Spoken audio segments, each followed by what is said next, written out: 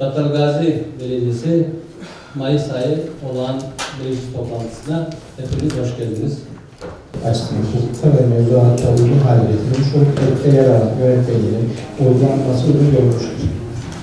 Evet, raporu dinlediniz arkadaşlar. Oylarınıza sunuyorum. Kabul edenler kabul edilmiştir. Gösterilen onaylı 1/1 ölçekli uygulama imar planında rekreasyon alanında kalan bölgenin muhtarlık hizmetlerinin yerine getirilmesi amacıyla Yapılan bütün hizmetler bu Güzide Meclis'in eseridir. İktidarıyla, muhalefetiyle, hepimizin el birliğiyle yaptığı güzel çalışmaları inşallah hemşehrilerimize de duyurmak bizim de görevimizdir. Değerli arkadaşlar, hamdolsun geçen ay bitecek dedik. GES projemiz bitti, hizmete girdi. Bugün şartlarında belki 70-80 milyona mal olacak büyük projeyi yine İller Bankamızın hibe desteğiyle, Murat Kurum Bakanımızın desteğiyle bitirmiş olduk. Belediyemizde bir kuruş çıkmadan o büyük projeyi tamamladık. Hamdolsun. Bugün itibariyle aylık 1,3 veya 1,4 milyon TL civarında bizim enerji giderimizi karşılayacak çapta bir tesis. Battalgazi İnşaat firmamızın kilit taşı çalışmasıydı. Çalışmamız hızlı şekilde devam ediyor. Rabbimizden bir mani olmazsa biz Haziran başında inşallah tesisimizin faaliyete geçeceğini umuyoruz, bekliyoruz. Herhangi bir aksama yoktur. Beklenen rutin çalışmalar içerisinde süreç devam ediyor. Bittiğinde inşallah belediyemizin kilit taşı ihtiyacını kendi şirketimizden karşılamış olacağız. Sayın Murat Kurum Bakanımızın geçen haftaki teşrifiyle yine 1 milyon avroluk 30 yıllık bir kredi imkanı sağladı. Bir nevi 2 yıl ödemesiz, 27 yıl vadeli, hibe anlamında bir kredi. Bizim iş makinesi ihtiyacımızı çözmüş olacağız inşallah. Elimizde bir dozerimiz vardı. Çok eski, 50 yıllık neredeyse bir dozer. Yani hangi çalışmayı başlatırsak yarıda kalıyor ve büyük arızalara ve masrafa sebep oluyor. İnşallah Sayın Bakanımızın bu desteğiyle gerek dozer, grader, kepçe gibi acil ihtiyaçlarımızı, inşallah ihtiyacımızın çoğunu iş makinesi kapsamında bu mekanizmada karşılamış olacağız. Süreç başladı. Çöp toplama araçlarıyla ilgili eksiklerimiz vardı. Sağ olsun yine Murat Kurum Bakan her geldiğinde takviyeleri yaptı. Şu anda bugün aldığımız kararla alacağımız araçla belli bir süre çöp aracı ihtiyacımız olmayacak. Olursa zaten Bakan Bey her ay Malatya geldiğinde ihtiyaçlarımızı bildireceğiz.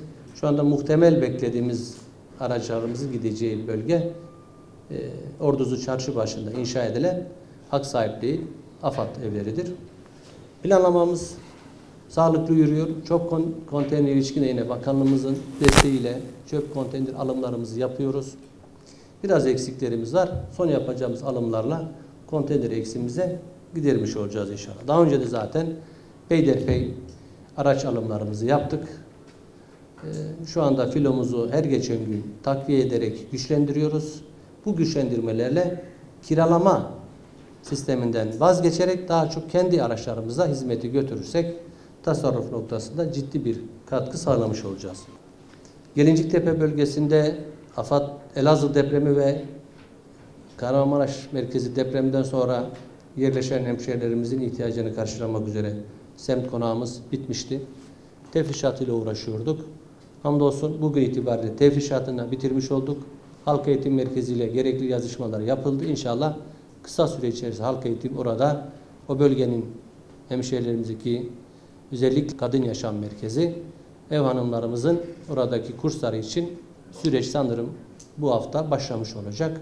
Halk eğitim bölgedeki hanım kardeşlerimize gerekli hizmeti sunacaktır. Hem ailelere bir katkı olacak hem kursiyer kardeşlerimize bir katkı olacaktır.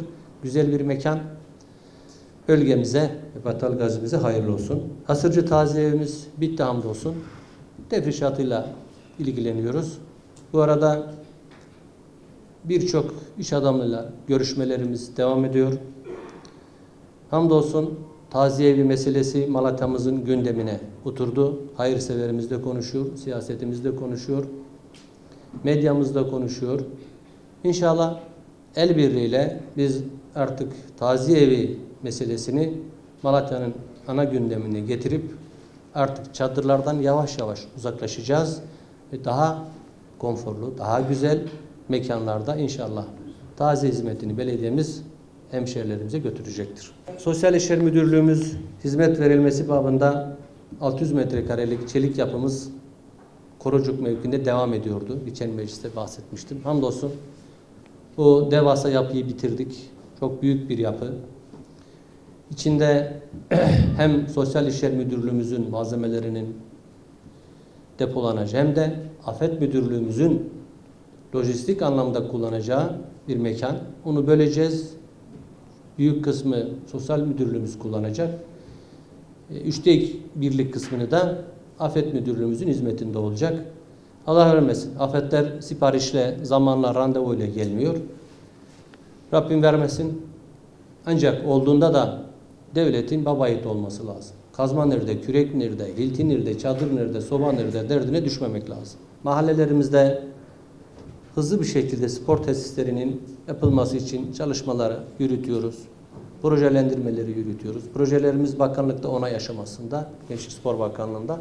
İnşallah takipçisiz onaylarımız çıktığında da sene sonuna kadar birçok mahallemizdeki spor tesisinde inşallah hemşehrilerimizin hizmetini sunacağız. Tabii biz çocukluğumuzda toprak sahada top oynardık ancak şimdi artık gençlerimiz halı saha talepleri var, çim saha talepleri var. Mahallenin, gençlerimizin talepleri doğrultusunda inşallah bu sosyal mekanları da mahallemizin hizmetlerini kazandırmış olacağız. Eski Malatya merkezde özellikle ciddi bir ihtiyaç var. Merkez Cami'nin hemen bodrum katını görüşmelerimizi yapıyoruz, devam ediyoruz. İnşallah onu da belediyemiz yapacak. Hayırseverlerinki ayrı. O Merkez Cami'nin alt mekanı inşallah belediyemiz taziye olarak Eski Malatya'daki hemşehrilerimizin hizmetine kazandırmış olacak. Ben hepinize ayrı ayrı teşekkür ederim. Katkılarınızdan, emeklerinizden dolayı teşekkür ederim. İnşallah pazartesi saat yine 14'te ikinci oturumu yapalım diyorum. Bu saati de günü de oylarınıza sunuyorum. Kabul edenler, evet, teşekkür ederim. Kabul edilmiştir. Evet.